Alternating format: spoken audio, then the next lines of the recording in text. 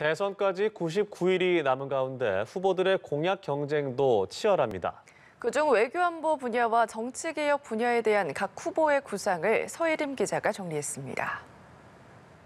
내년 3월 대선에서 승리하는 후보는 거대한 국제정치의 체스판을 당장 마주해야 합니다. 미국과 중국의 패권 싸움은 계속될 것이고 북핵 문제는 한반도 평화를 위해 풀지 않으면 안 될 필수 과제로 주어질 텐데요. 그렇다면 이에 대한 각 후보들의 구상이 무엇인지 하나씩 짚어보겠습니다. 우선 북핵 문제입니다. 더불어민주당 이재명 후보는 큰 틀에서 한반도 평화 프로세스 시즌2를 예고하고 있습니다. 비핵화의 단계적인 이행과 제재 완화를 병행하는 방식을 택하겠다는 겁니다. 다만 북한의 일방적인 도발을 용인하지는 않겠다고 했습니다. 조건부 제재 완화와 단계적 동시 행동이라는 해법을 들고 바이든 대통령 그리고 김정은 위원장을 직접 만나서 문제를 풀어가겠습니다. 남북 합의의 일방적 위반, 파기에는 단호하게 대처하고 할 말은 하겠습니다. 반면 국민의힘 윤석열 후보의 북핵 해법은 한미 공조에 방점이 찍혀 있습니다. 한미의 확장 억제 강화를 통해 북한의 핵 미사일 능력을 억제하겠다는 겁니다. 또 현 정부가 체결한 9.19 군사 합의에 대해선 북한의 도발이 이어지면 합의를 재검토하겠다고 엄포를 놨죠. 하지만 대화를 배제하지는 않습니다. 북한의 핵 위협에 대처하기 위해서는 한미 확장 억제를 강화하겠습니다.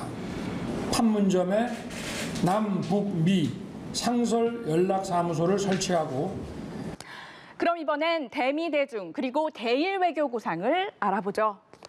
우선 이재명 후보의 접근법은 실용 외교입니다. 한일 관계에 있어서는 과거사에 대해 철저한 반성을 요구하되 경제 사회 교류 사안은 분리해서 투트랙으로 접근하겠다는 입장입니다. 미중 갈등에 대해선 한쪽을 선택해 스스로 운시대폭을 좁힐 이유가 없다는 게 이 후보의 생각인데요. 아울러 외교의 연속성을 강조하는 동시에 미국에 할 말은 하겠다는 자주 외교 의지도 내비치고 있습니다. 윤석열 후보는 대미 공조에 방점을 두고 있습니다. 미국을 포함한 민주주의 가치를 공유하는 나라들과 협력을 강화하겠다는 구상이죠.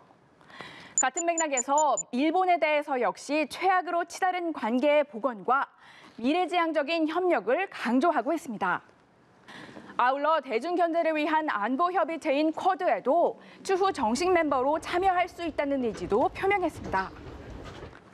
이 밖에 정의당 심상정 후보는 적극적인 대미 대중교섭을 통한 평화 빅딜로 공동 번영을 이루는 구상을, 국민의당 안철수 후보는 과학기술과 외교의 결합을 통한 경제 강국 진입을, 김동연 전 경제부총리는 미중 양자태기를 뛰어넘는 국익에 기초한 실리외교 구상을 각각 제시하고 있습니다. 그렇다면 이제 주제를 국내 쪽으로 돌려볼까요? 이번 대선에서 흥미로운 점은 거대 양당의 후보가 이른바 영선이라는 점입니다.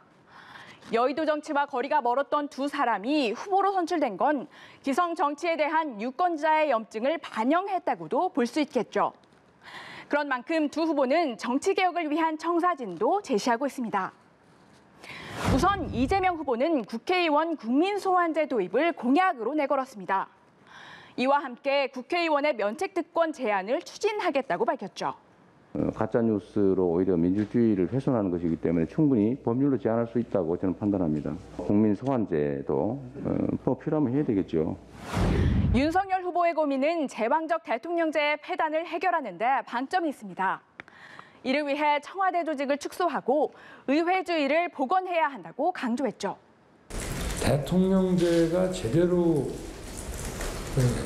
좀 자리를 잡으려고 하면은 그 나라의 정치가 의회 중심으로 의회주의가 제대로 자리를 잡아야. 군소 후보들도 정치 개혁에 강한 의지를 보이고 있습니다. 기득권 양당 체제를 깨야 한다는 게 공통의 인식인데 심상정 후보는 다당제에 기반한 책임 연정을 주장하고 있고 안철수 후보 역시 다당제가 가능한 선거제도로의 개편이 필요하다는 입장입니다. 김동연 전 부총리는 국회의원 연임 제한과 국민 소환제 도입을 공약으로 내걸었습니다. 이들이 내놓은 다양한 청사진 중 유권자는 어느 편의 손을 들어줄지 주목됩니다.